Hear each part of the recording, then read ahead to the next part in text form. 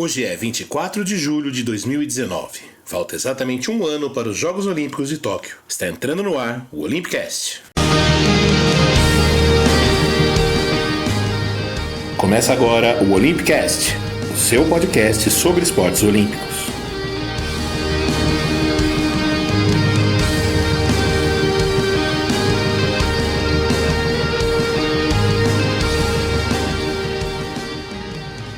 Olá, esse é o primeiro episódio do Olympicast, o podcast que chega para conversar sobre os Jogos Olímpicos. Eu sou Fernando Cesarotti, jornalista, professor universitário, e vou contar para vocês um pouco da história dos Jogos, suas grandes estrelas, zebras, decepções e curiosidades. Também vamos falar sobre os esportes que estarão em disputa em Tóquio e quem são os favoritos, os azarões, os brasileiros que vão fazer bonito, enfim, tudo aquilo que interessa para deixar você pronto para os Jogos de Tóquio. Mas agora eu convido você a entrar na máquina do tempo e viajar até 1896, na Grécia, para a primeira Olimpíada da Era Moderna. Vamos lá?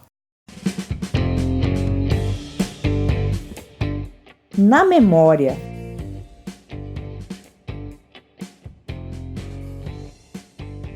Claro que é impossível falar sobre os primeiros Jogos Olímpicos da Era Moderna sem tentar explicar o que eram os Jogos Olímpicos da Antiguidade, para que a gente possa entender de onde veio a ideia de reunir tanta gente num só lugar, praticando esporte ao mesmo tempo. Criados na Grécia por volta do século 8 a.C., os Jogos Olímpicos eram uma mistura de competição esportiva com celebração aos deuses. Sabe-se que a primeira edição foi disputada no ano 776 a.C., na cidade de Olímpia, que hoje é o palco da cerimônia de acendimento do fogo olímpico. Você deve se lembrar, é uma cerimônia com as moças vestidas de sacerdotisas que usam o sol para acender a tocha, que depois vai rodar pelo mundo e pelo país sede até o dia da cerimônia de abertura, quando ela acende a pira olímpica. O problema é que é muito difícil separar o que é lenda e o que é realidade, o que é mitologia e o que é fato na história dos Jogos Olímpicos antigos. Por exemplo, há fontes entre aspas, que apontam que o primeiro grande campeão olímpico foi o deus Apolo, que teria vencido ninguém menos que, no boxe, Ares, o deus da guerra. E na corrida, Hermes, que era o mensageiro dos deuses. Há também a lenda que o próprio Zeus implementou os Jogos Olímpicos como uma grande homenagem a si mesmo, já que ele era o rei da coisa toda. Então é difícil a gente falar historicamente sobre a origem dos Jogos. O que se sabe de concreto é que essas competições tiveram seu auge no século V a.C. e que as disputas, assim como hoje, eram importantes fatores geopolíticos no cenário da Grécia de então, já que serviam para mostrar o predomínio de determinadas cidades e estados sobre outras. Nesses Jogos da Era Antiga havia 4 diferentes tipos de competição. Das corridas, a mais nobre era estádio, uma prova em linha reta com 192 metros de extensão. Também havia uma prova chamada de Oplitódromo, que era uma corrida de cerca de 400 metros, em que os atletas competiam com um uniforme de guerra, elmos, escudos e joelheiras. Outro esporte disputado já na antiguidade era a luta. A mais tradicional era parecida com a luta greco-romana atual. O objetivo não era necessariamente nocautear o adversário, mas jogá-lo para fora da área de combate numa melhor de 5. A pigmáquia era a tataravó do boxe atual, uma luta com socos cujo objetivo era nocautear o oponente. E também havia o pancration, que era o MMA de então. Valia soco, chute e agarrar, só não podia morder e enfiar o dedo no olho do adversário. Havia ainda as corridas de cavalo, tanto as parecidas com o turf atual, isto é, o cavaleiro em cima do cavalo, como as corridas de bigas e quadrigas, pequenas charretes puxadas por 2 ou 4 cavalos. Quem viu o filme Ben-Hur sabe do que eu estou falando. E sem dúvida uma das provas mais nobres era o pentátulo, que tinha corrida, salto em altura, arremesso de disco, lançamento de dardo e, por fim, a luta, que era a última prova e definia o campeão. Aos poucos os jogos foram perdendo impacto e sendo afetados por guerras, como a Guerra do Peloponeso, que envolveu diversas cidades-estado, e invasões. Lembrando que a Grécia foi conquistada primeiro pelos macedônios e depois pelos romanos no século II a.C.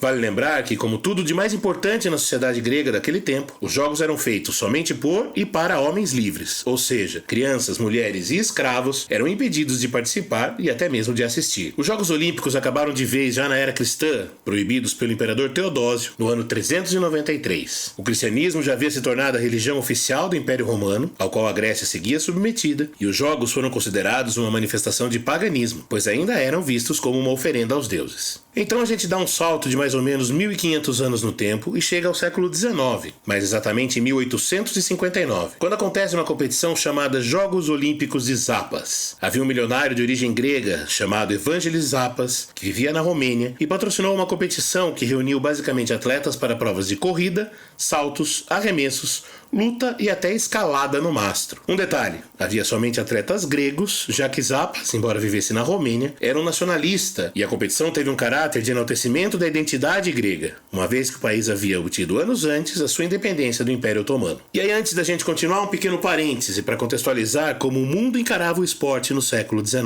Várias modalidades estavam sendo criadas ou regulamentadas. O futebol, por exemplo, tem 1863 como data oficial da definição de suas principais regras e do seu divórcio do rugby. A data foi marcada pela proibição do uso das mãos. Havia a noção geral de que o esporte era uma importante ferramenta de aprimoramento físico e também de lazer. Por outro lado, havia entre parte dos gregos uma oposição à ideia de realizar competições esportivas, porque isso vincularia a nova Grécia independente à antiga, no momento em que o país queria modernidade. Parte dessa oposição saía de gente do próprio governo grego, mas o fato é que o rei Otto, que comandava o país à época, participou da abertura dos Jogos de Zapas em 1859. O nível técnico não foi grandes coisas, já que não havia exatamente atletas, e muita gente participou, na verdade, de olho nos prêmios em dinheiro que eram oferecidos. Em 1870 houve a segunda edição desses Jogos de Zapas, no estádio Panathinaiko, o local em que eram realizados os Jogos da Antiguidade. O estádio foi totalmente reformado pelo milionário, que não chegou a ver sua ideia concretizada, pois morreu em 1865, mas deixou dinheiro para uma fundação que levava seu nome a organizar a competição. Foram basicamente provas de atletismo, já que havia a ideia de corridas de barco, provas equestres e tiro,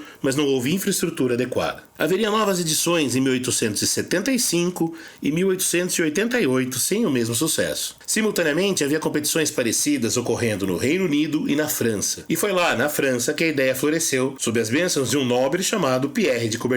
Esse barão criou em 1889 uma entidade chamada Comitê para a Propagação dos Exercícios Físicos, e depois de algum tempo conseguiu, em 1894, organizar um congresso em Sorbonne que contou com representantes de 11 países. Foi dessa reunião que nasceu o Comitê Olímpico Internacional e a decisão de reviver os Jogos Olímpicos.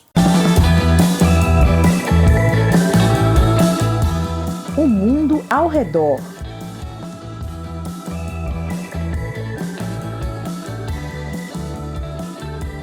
Nessa sessão, a gente vai falar um pouquinho sobre o que acontecia no mundo em outras áreas, visto que o esporte não vive isolado da política e das artes, mas sim se mistura com elas, influenciando e sendo influenciado. A virada do século XIX para o XX era uma época de lutas anticoloniais, com a conquista da independência pela Etiópia, que estava sob domínio da Itália, e movimentos do exército britânico para ocupações em Gana e no Egito. Foi também em 1896, no dia 1º de março, que aconteceu a primeira apresentação da ópera La Bohème de Puccini, em Turim.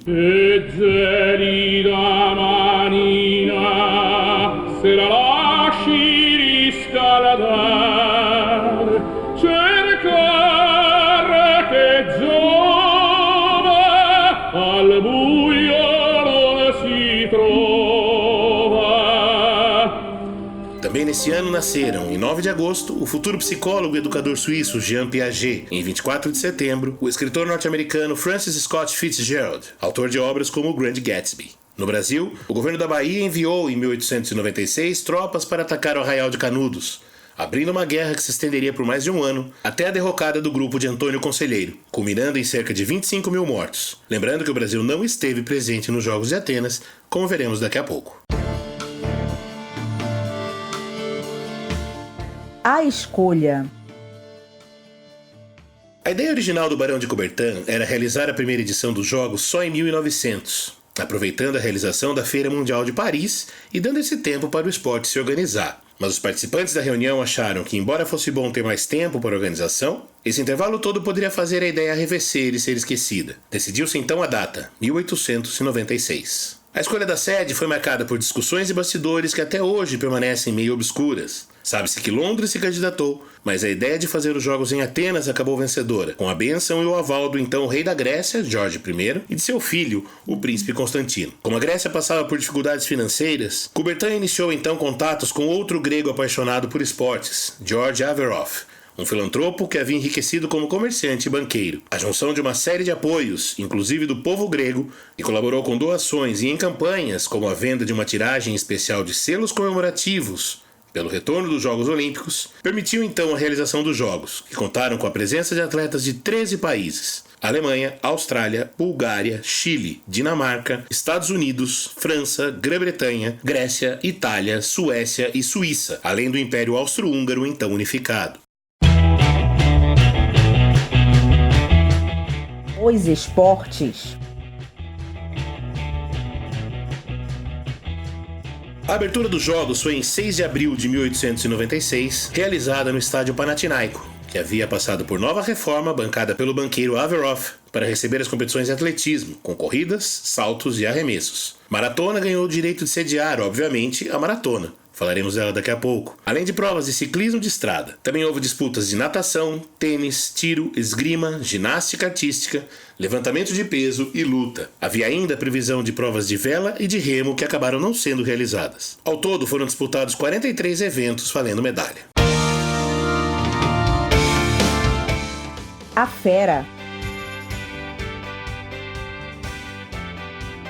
Na época, o COI estabeleceu que apenas atletas amadores poderiam participar dos jogos, e isso provocou com que muitos eventos tivessem um baixo nível técnico. Alguns dos participantes do time britânico, por exemplo, eram funcionários da embaixada que praticavam esporte só como lazer. Outros eram estudantes ricos que passavam férias na Grécia. Isso não impediu, porém, o surgimento de alguns dos primeiros heróis olímpicos. Um deles é o nadador húngaro Alfred Rajós, que venceu as provas dos 100 e dos 200 metros livre, ambas disputadas em mar aberto, na Baía de Zea, e depois se tornaria um arquiteto especializado no projeto de ginásios e estádios. No atletismo, vários norte-americanos saíram com 2 medalhas de ouro cada um. Robert Garrett venceu arremessos de peso e de disco, além de levar a prata no salto em altura e no salto em distância, vencidas por seu compatriota Ellery Clark. Thomas Burke ganhou os 100 e os 400 metros rasos, além de se destacar como pioneiro em largar com o corpo curvado e um dos joelhos próximos ao chão, exatamente o formato de largada que a gente vê hoje. O australiano Edwin Fleck também saiu com 2 medalhas de ouro, nos 800 e 1500 metros.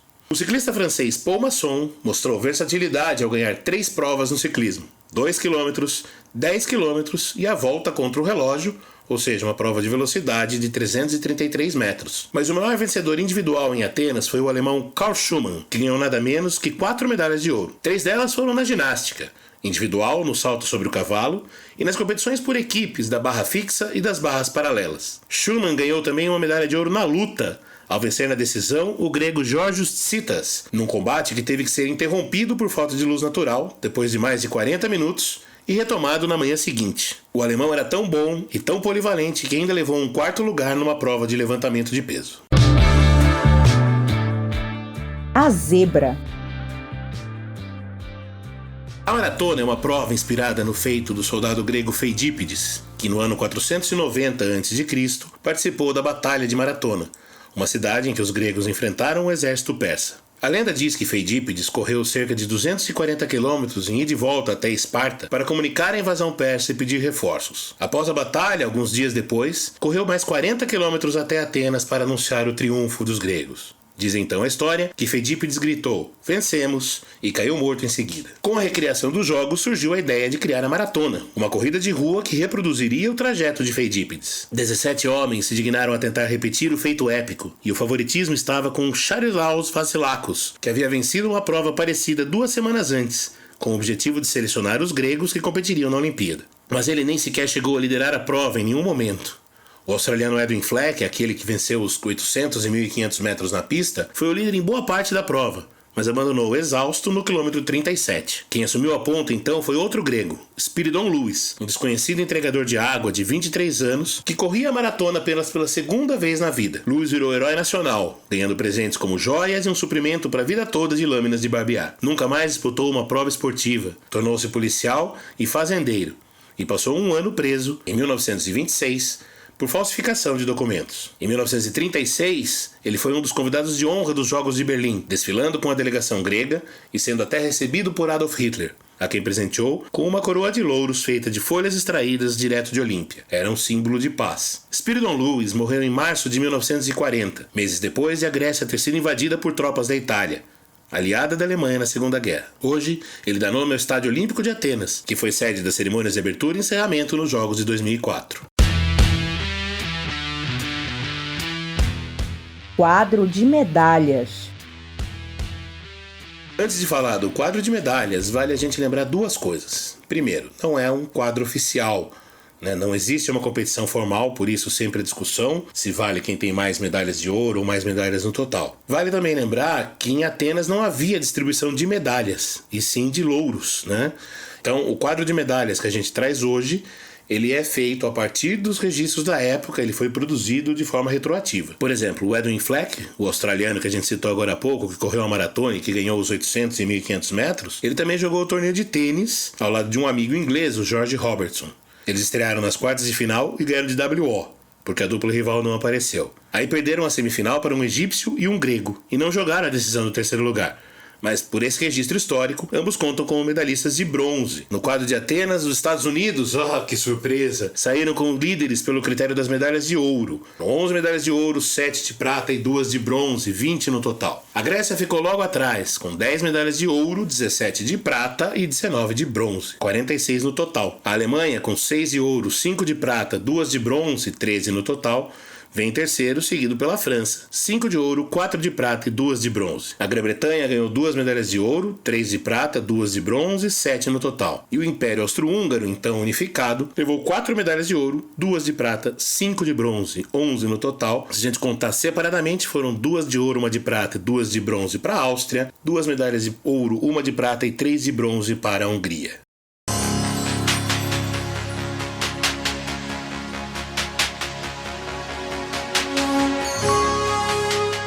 Então por hoje é isso, gente. Ficamos por aqui com o primeiro episódio do Olympicast. Peço que você siga a gente nas nossas redes sociais, Olympicast com Pemudo, no Twitter, no Instagram, no Facebook e no YouTube. Procure o seu tocador favorito de podcast, assine o nosso feed.